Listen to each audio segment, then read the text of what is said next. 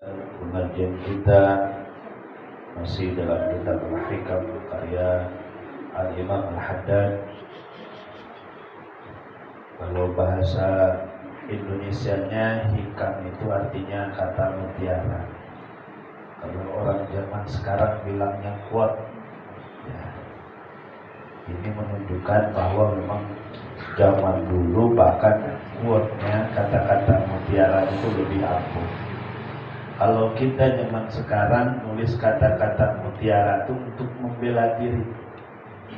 Lagi terzalimi, kita bikin rangkai kata-kata yang indah untuk membela diri.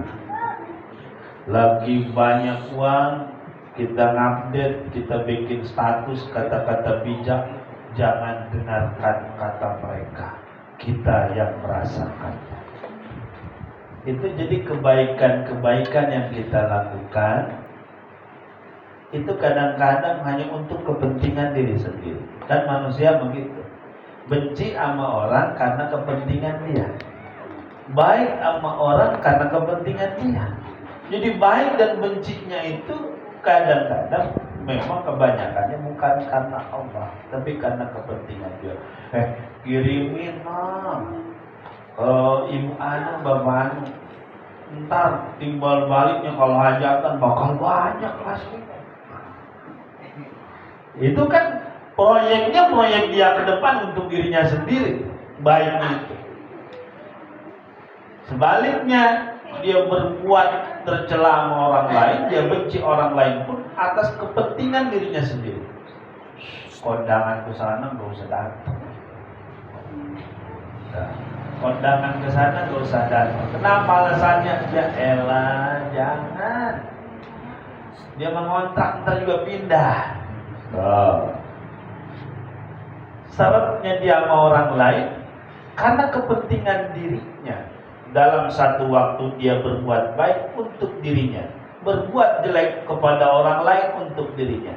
Maka kadang-kadang ya itulah kata-kata kita tidak diterima oleh orang lain. Kenapa? Baiknya kita, jeleknya kita sepenuhnya untuk mendukung kepentingan kita. Nah, kalau ini pengarang kitab ini lillah, nasihatinya tanpa ada unsur untuk dirinya sendiri, nasihati kita dengan ikhlas. Makanya puluhan tahun ini kitab diaji di mana-mana, bahkan sebagai motivasi yang luar biasa yang bagi kita saat ini belum menemukan padanannya. Kalau orang dulu ngarang kitab itu beda dengan zaman sekarang. Kalau sekarang buku-buku bestseller, kagak bestseller juga ditulis tuh bestseller, padahal kagak, demi nilai jual. Baru dicetak oleh bestseller, emang siapa yang beli?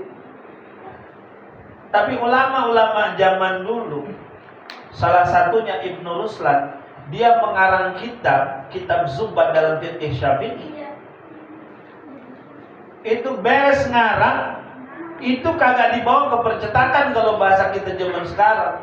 Beres ngarang, selesai ngarang, dilemparin ke lautan. Ya Allah, kalau aku mengarang kitab ini beserta hatiku yang ikhlas, kembalikan ia ke permukaan kembali. Tapi kalau aku mengarang ini atas dasar kesombongan untuk kepentingan diriku sendiri, hancurkan ia beserta kesombongan yang ada dalam diriku. Kita mengarang udah capek-capek nulis, Masya Allah, susah-susah dilempar dan balik lagi, yakin. Ibnu Ruslan datang lagi, balik lagi kitabnya ke permukaan laut. Sampai sekarang kitabnya masih diaji di berbagai pesantren, di lembaga-lembaga pendidikan di seluruh dunia, terkena dalam manhaj Imam Syafi'i, salah satu kitab fikih yang dinadumkan dalam bentuk syair. Itu saking ikhlasnya zaman dulu. Maka motivasi-motivasi yang disampaikan oleh beliau-beliau itu bisa diterima kepada kita karena menyampaikannya dengan hati dan keikhlasan. Baiklah, kita baca salah satu hikmahnya itu, idza ra'aital 'alima yufidu biqaulihi duna fi'lihi fa'lam annahu naqis. Kalau engkau lihat orang yang alim, dia mampu memberikan faidah, manfaat dengan perkataannya, duna fi'lihi, tanpa perilakunya, annahu naqis, fa'lam annahu naqis, ketahuilah orang tersebut kurang. Kan mestinya orang alim bermanfaat dengan ilmunya, bermanfaat dengan akhlaknya. Makanya murid itu meniru bukan hanya omongannya, tapi akhlaknya juga. Bagaimana dia berpakaian di majelis taklim pakai udeng-udeng, malam minggu pakai celana sontok, agak kena, anak-anak bakal ngikuti. Di majelis taklim kata Ian kumpul semua anak-anak pakai peci, besoknya bonceng perempuan, nggak bakal didengar.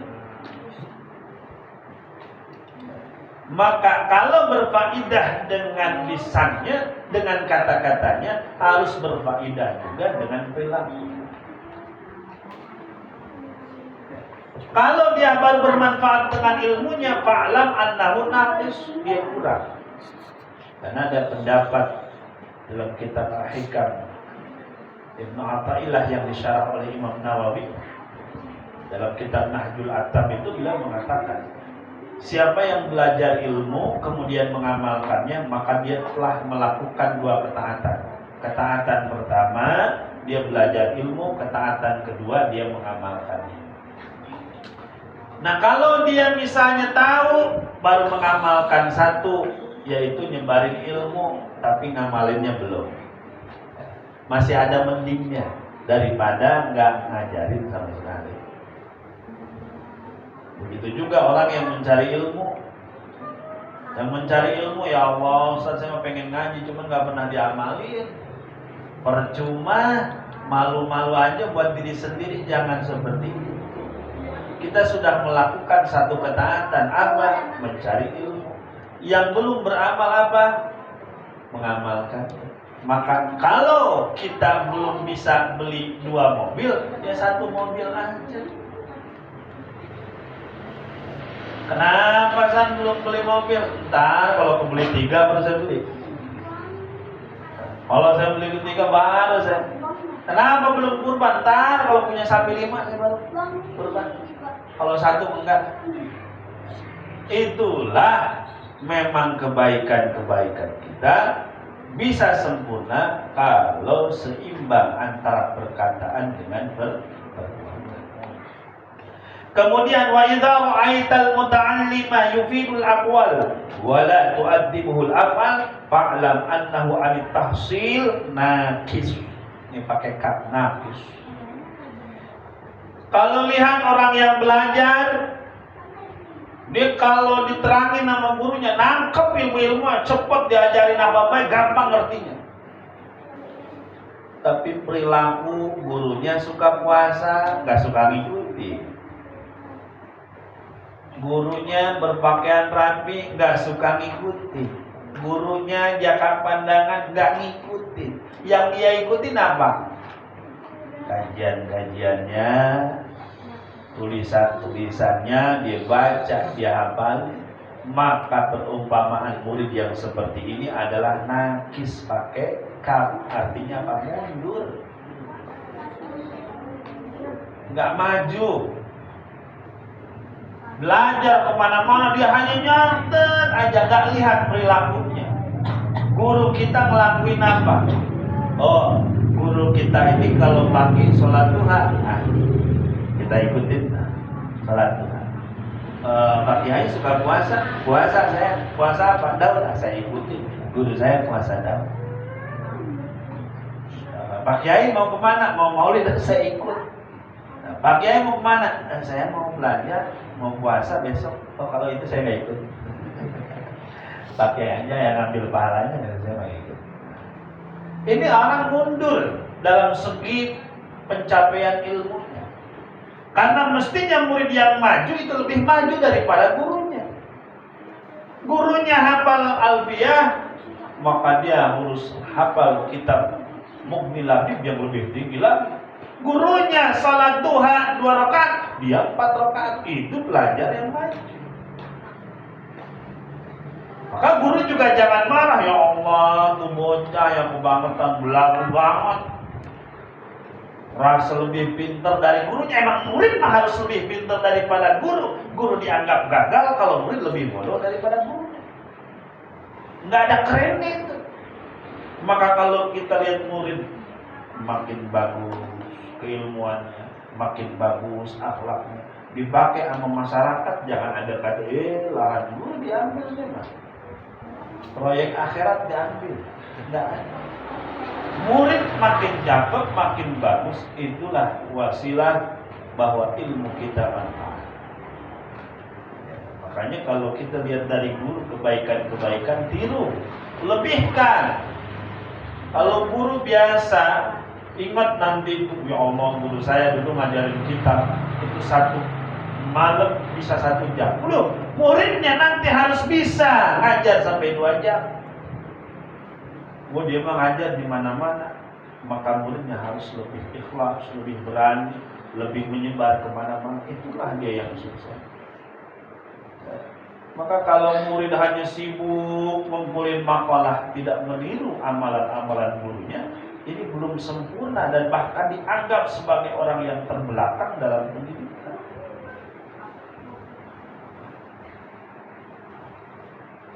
Kemudian wa idza ra'aita at-taliba yantafi'u bi aqwali syaikhi wa la yantafi'u bi af'alihi fa'unzur fa illam tara bi af'ali syaikh ma tahsul bihil faidah. Maka kalau ada murid hanya bisa ngambil pelajaran dari lisannya saja, tapi dari perkataan gurunya tidak bisa mengambil. Maka kita lihat gurunya bagaimana. Apakah gurunya bisa memberikan faidah kepada anaknya, bisa dengan memberikan contoh kepada anaknya. Kalau mampu memberikan contoh, maka sudah ada faidah dari gurunya. Ustaz gimana? Kadang-kadang kan gurunya mau udah ikhlas banget, doain terus anaknya kagak berhasil. Maka wa idza ra'aita af'alahu tufil, kalau engkau melihat bahwa perilaku guru itu bermanfaat, walakin la yusinu talibu ayastafida fala yu'tada bi.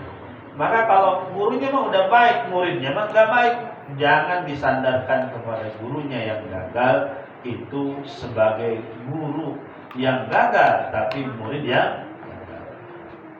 Jadi lempengan kalau baik mah ya, nisbatinnya ke diri sendiri. Wah, saya keren. Ente kan dulu belajar piano, kagak, itu mah dikit doang. Sisanya saya belajar sendiri otodidak. Bisa itu karena saya. Nah, ini ibarat gula sama kopi.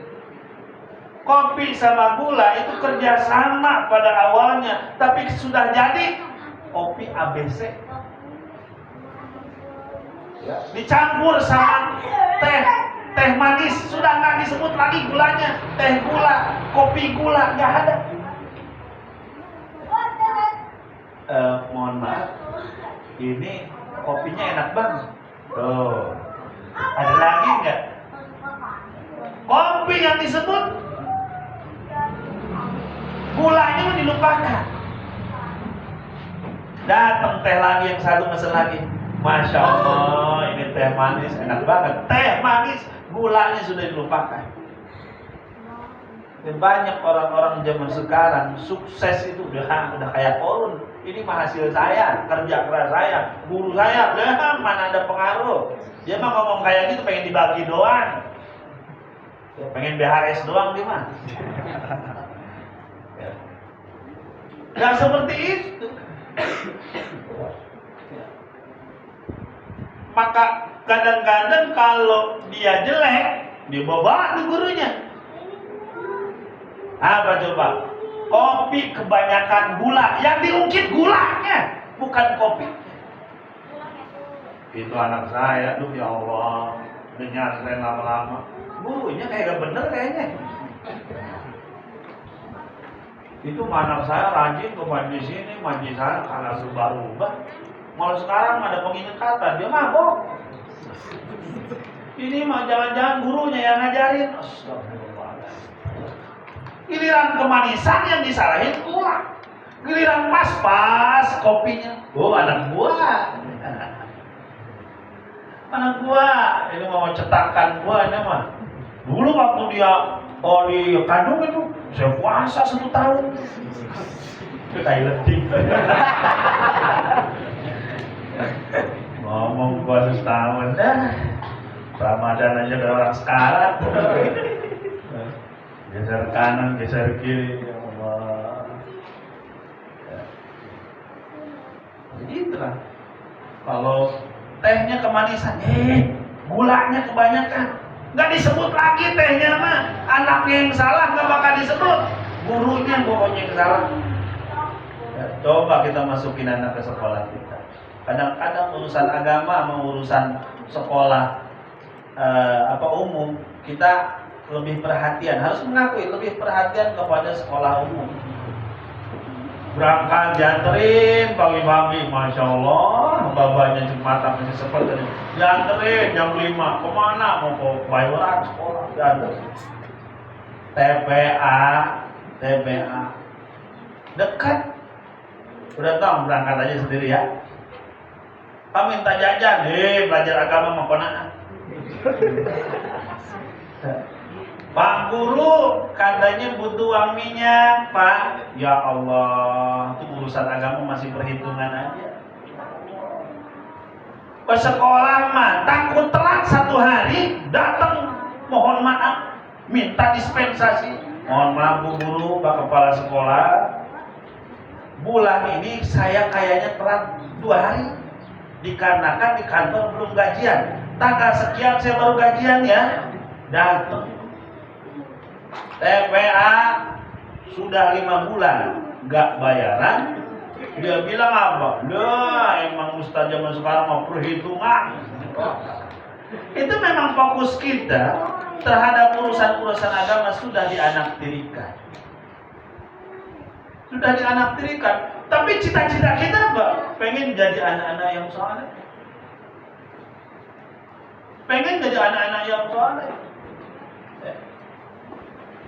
Padahal kita harus mengakui, mohon maaf, keluar dari kampus, keluar dari kuliah, skill yang dipelajari di sekolah itu sedikit yang kita pakai. Belajar fisika, apa dipakai ketika jual gorengan? Ketika dagang, enggak. Kebanyakan yang dipakai apa? Ilmu terapan, karakter yang dinilai dari bapaknya, dari guru-gurunya, kegigihan. Rumusnya kan pada akhirnya yang gigih, yang kerja keras, yang berhasil. Yang pintar banyak rumus, belum tentu berhasil. Coba di kampus dipelajarin apa, kerjanya jadi apa. Kamu di kampus belajar apa? Tata boga saya. Sekarang apa? Tukang bangunan. Masak kali semen. Ada banyak yang seperti itu. Jurusan apa? PAI. Apaan? Agama saya. Sekarang apa? Saya buka kafe. Lah itu yang mojok kagak diomelin. Itu mah di kampus doang. Kadang-kadang seperti itu. Kenapa? Akhlaklah yang akan bermanfaat bagi anak.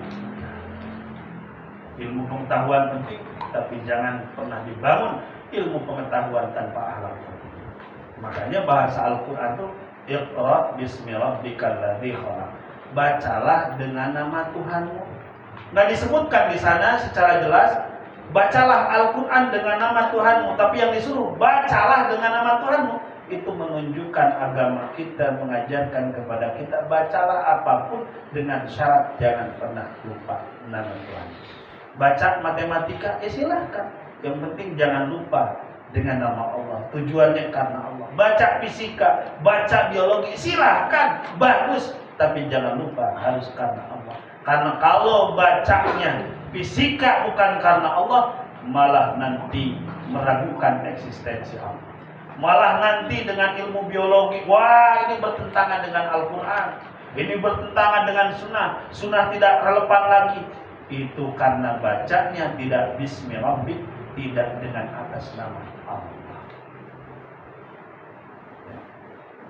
Jadi sekali lagi, dalam berbagai keadaan seorang murid itu harus melihat dari sekedar, jangan sekedar ucapan tapi tingkah laku.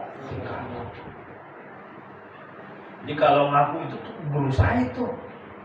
Nah kita cek gurunya, Masya Allah gurunya suka puasa Senin Kemis. Tanya, ente puasa Senin Kemis nggak? Pernah sih, pernah 3 tahun yang lalu. Itu juga campur sama nadar. Itu tuh guru saya, Masya Allah, tuan guru saya. Beliau tuh kalau sholat duha itu lama banget doanya. Ente pernah sholat duha nggak? Ya belum sih. Nah, terus ngaku guru dari mana? Timbang ketemu maulid doang, guru saya. Dipoto, selamat datang Bunda. Emang kenal aja kagak?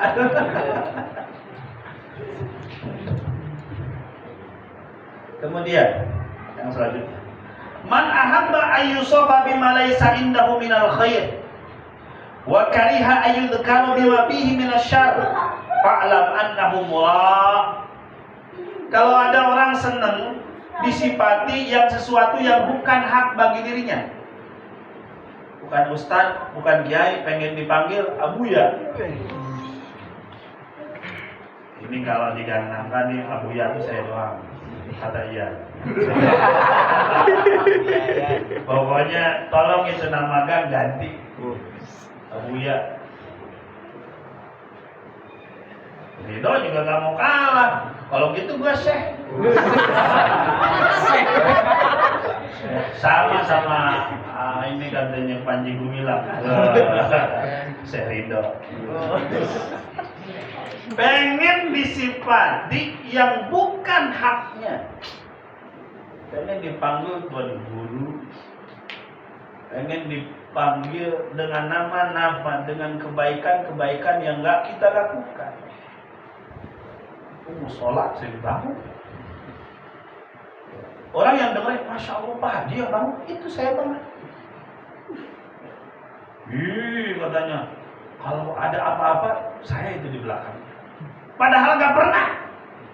Dan senang dengan hal-hal seperti itu. Kalau orang senang dipuji dengan sesuatu yang gak pernah dia lakukan, kemudian dia gak suka, kalau kejelekannya itu dikoreksi orang, fa'lam annahu murah. Dia orang yang liar, pamer. Padahal dia gak berhak untuk itu. Bikin foto sendiri pakai udeng-udeng. Kayak Syekh.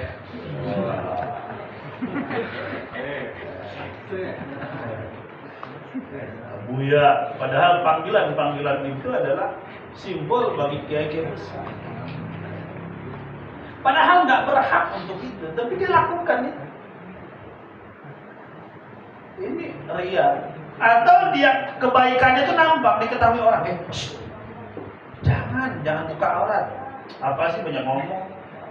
Gak demen dia kalau dikoreksi orang tentang hal yang nampak dari kejelekannya, dia adalah moral.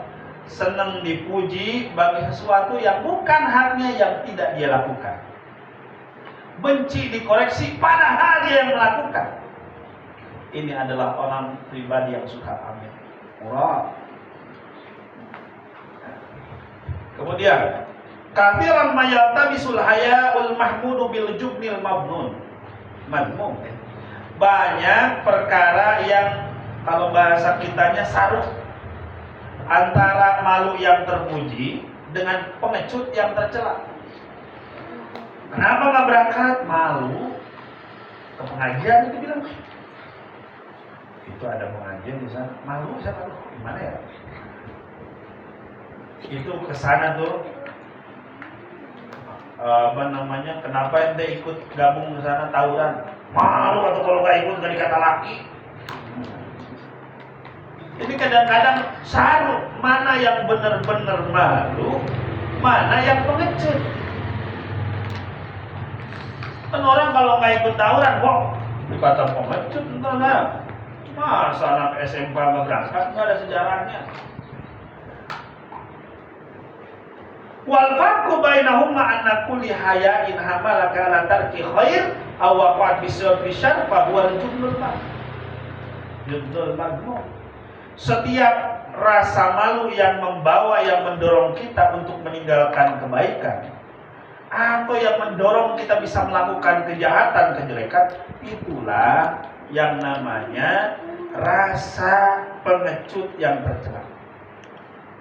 Itu tadi.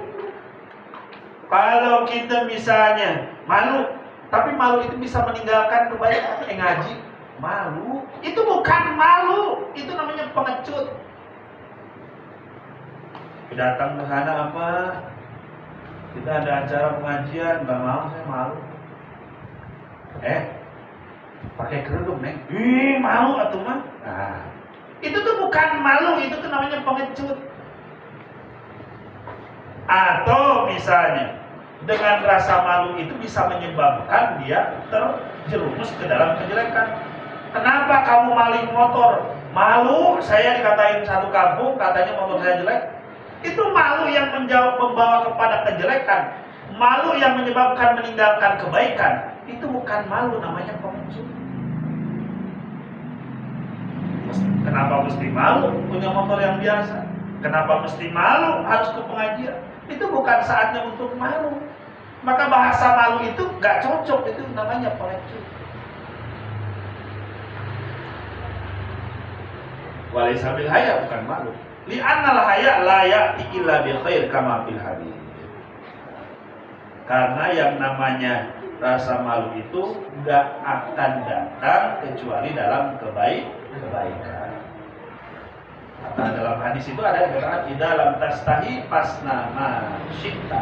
Kalau kamu gak malu, silakan aja berbuat sesuka hati. Kemudian man ahmala sidqa haitsu yaqa istamala al-kadhiba haitsu yarju.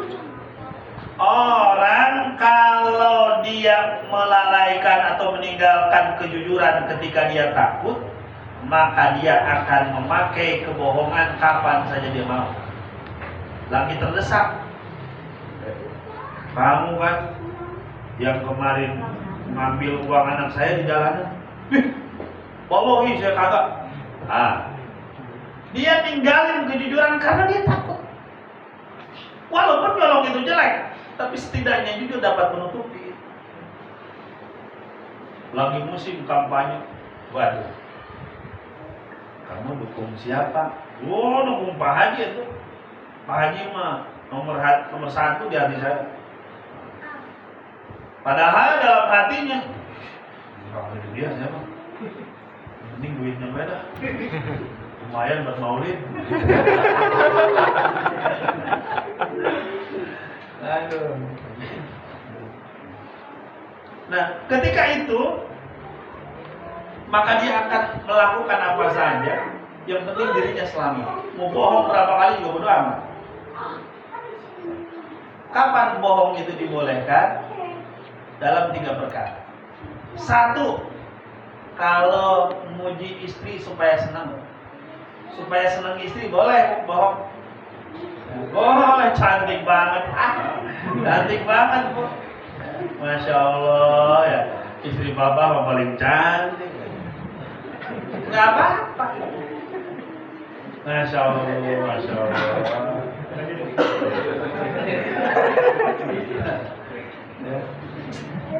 Padahal dalam hati suaminya terpaksa.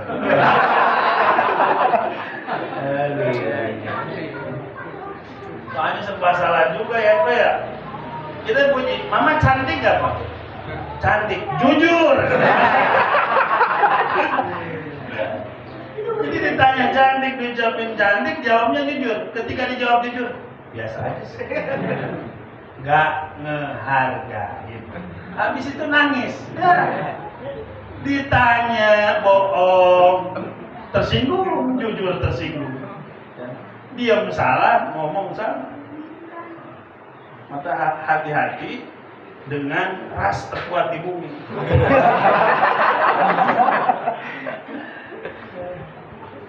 Boleh kita untuk menyenangkan istri itu. Dalam agama Masya Allah mah, hari ini masakan mama enak banget. Masya Allah. Kemarin sayur bayam, sekarang sayur bayam, besok sayur bayam. Insya Allah kita jadi mau baik.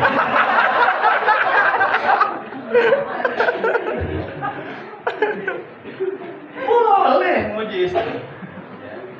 Boleh. Bohong itu nggak apa-apa. Walaupun ya Allah, ini garam jatuh apa? Sendok aduk gitu. Nggak apa-apa. Yang kedua, dalam perang. Peperangan nggak apa-apa bohong. Ini mah ketemu sama musuh, sama Israel. Angkat tangan. Mana teman-teman? Itu yang satu di belakang. Kalau satu lagi saling anterin nggak? Habis tentara bapak di perang. Namanya perang itu siasat. Kalau ranjau dikasih tahu, Bang, hati-hati Bang. Nanti kasih tahu temen ente di sana punya ranjau. Kasihan baik gua mah. Kagak ada yang namanya perang tentu penuh dengan hidayah. Selama yang kita perjuangkan itu adalah ini jangan ditafsirkan perang itu bermusuhan. Lagi musuhan sama tetangga, mah pernah dengar kata saya yang itu kalau lagi perang itu boleh kita berbohong. Emang gimana? Ya kita jelek-jelekin betang gitu. Ini mah haram. Perang yang menurut syariat dibolehkan. Bela negara. Kemudian yang selanjutnya perang itu memang nggak dibolehkan ya, dibolehkan. Kemudian yang selanjutnya bahwa yang dibolehkan kita berbohong itu ketika menyatukan orang yang bertikai. Lagi berantem, orang lagi musuhan, adik abang lagi rebutan tanah warisan. Masya Allah, itu udah nggak saling sapa sejak 10 tahun yang lalu. Bahkan lebaran sudah nggak saling mengunjungi. Kakaknya yang paling tua punya inisiatif. Waduh, ini gimana ya cara ngademinnya? Datang ke rumah adik yang paling kecil, Dek. Si abang yang anu tuh sebenarnya Masya Allah suka menyebutin kebaikan-kebaikan kamu, kangen katanya. Sebenarnya keadaan gini tuh kagak enak. Datang lagi ke abangnya situ. Gimana caranya supaya akur keduanya? Boleh. Kita mah kebalikan, dikompoi yang mana? Tahu nggak ente? Kalau gua jadi situ, gua ngambek. Nah, itu setan ketemu iblis. Nggak boleh. Ini kalau orang sudah meninggalkan kejujuran ketika dia takut, maka akan berbuat kebohongan kapan saja dia suka. Jadi lihat dari orang mah gampang. Kalau dia sering berbohong, maka itu ciri-ciri orang munafik. Ayatul munafiki talatus. Ciri orang yang munafik ada 3. Idza hadatsa kadzaba. Kalau bicara bohong. Wa idza wa'ada akhlafa. Kalau berjanji ingkari. Wa idza tu'mina khana. Kalau dipercaya jangan bohong. Ada anekdot, ada orang yang rumahnya kebakaran. Malam-malam jam 12 Faisal teriak-teriak, "Woi, kebakaran, pakai toa, kebakaran, keluar semuanya." Waduh, pasti kita tidur juga pakai kolor. Bahaya ini di rumah Faisal kebakaran ini. Tolongin semuanya. Waduh. Ya, nggak pakai baju, pakai sarung doang berangkat takut. Pas datang kumpul semua, ya kena prank. Besoknya dia kebakaran beneran, nggak akan ada yang nolongin. Teriak lagi demi. Padahal kebenaran. Kebakaran kata Pak Haji sih. Bodoh amat. Kagak, ngomong 2 kali. Itu akibatnya orang bohong. Ya. Sekalipun dia jujur tidak akan dipercaya. Ya, itu orang yang suka bohong. Makanya hikmahnya dari kisah tadi, orang kalau sekali bohong, yang kedua kali bodoh amat. Walaupun benar. Ya, sama kayak orang curhat. Gua lagi gak punya duit. Gua punya, bagi dong 2 batang. Udah dibagi sama temennya. Ketemu besoknya lagi di kafe. Aduh. Minta lagi gak bakal dikasih lagi. Aduh. Bilang gak punya duit, ketemu lagi masuk. Enggak, gue ini mau pakai dinar. Kemudian, man nadhara ila dunya bi'ainai ra'si. Barang siapa yang melihat dunia itu dengan kedua mata kepalanya. Ra'ad bururan wa zuran, maka akan melihat tipu daya dan kepalsuan. Ini kalau kita lihat dunia ini pakai mata telanjang, dalam arti pakai mata nafsu. Semua tipu daya itu akan nampak, akan menipu dia. Ya, banyaknya harta akan melalaikan dia. Nikmatnya kesehatan akan menjadikan dia durhaka kepada Allah. Karena lihatnya dia pakai kacamata zahir. Aduh, lihat ke gunung indah banget ya. Nggak ingat itu ciptaan Allah. Yang diingat apa? Alhamdulillah gue bisa ajak keluarga ke sini tuh. Kesombongan yang diingat bukan Allahnya, duitnya. Alhamdulillah ya Pak ya, mah semuanya keluarga bisa saya ajak ke Bali, semuanya indah banget kan, indah banget Bali. Gak pernah tuh kita datang, ya Allah, di Bali indah banget ya Allah ciptaan. Kagak ingat lagi duitnya. Ini mau kalau bukan karena saya nih, gak bakal tahu kan Bali. Padahal yang sedang dia saksikan nikmat Allah, disuruh orang itu mengakui bahwa kenikmatan itu darinya. Seperti itu kita kebanyakan. Maka kalau kita lihat dunia pakai mata kita lagi, ya tipuan semuanya. Kita yang tertipu. Wa man nadhara ilaiha bi'aini qalbi ra'aha haba'an mansura. Ya, kalau dia lihatnya dengan mata hati, dengan basirahnya, dengan hatinya, maka akan dilihat dunia itu seperti debu yang berterbangan. Ustaz, kalau gitu dunia itu enak? Bukan dalam hal itu maksud kita. Janganlah dunia ini kita gunakan untuk memenuhi syahwat kita semuanya. Harta itu bukan tercela, yang tercela itu cara menggunakannya. Cara menggunakannya, banyak harta nggak tercela, yang tercela itu menggunakannya di selain yang diperintahkan oleh Allah.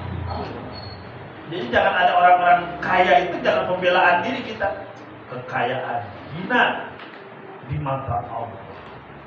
Terus miskin kamu gimana? Masuk surga. Jangan jadi pembelaan ya. Maksudnya ini teguran kepada orang kaya, bukan pembelaan atas orang miskin. Jadi kalau ada dalil seperti itu, jangan kita lagi ngezolimin orang. Yang ditulis apa? Ayat-ayat tentang sabar. Sabarlah dengan sabar yang sesungguhnya. Itu ketika kita ngezolimin orang. Ketika kita dizolimin orang, bahasanya bukan sabar lagi. Balasan Allah sungguh pedih. Kita ayat-ayat hadis itu jadi amunisi untuk membela diri, bukan untuk kita amalkan. Kemudian terakhir, fil hirsi 'alal mal halakuddin. Orang yang tamak atas harta akan binasa, agamanya akan rusak. Bukan harta maka tercela, tapi tamaknya yang tercela, rakusnya yang tercela. Apa contohnya? Dengan dia buka habis subuh, pasarnya tetap bisa banyak yang beli. Tapi tamak, dia rubah itu. Biarin dah. Orang lagi pada sholat subuh, gua buka, pasti gua ramai. Itu tamak. Kalau saya ngandelin gaji doang, waduh, nggak bisa-bisa. Umroh ini nggak bisa haji. Lumayan lah, cari sampingan dikit.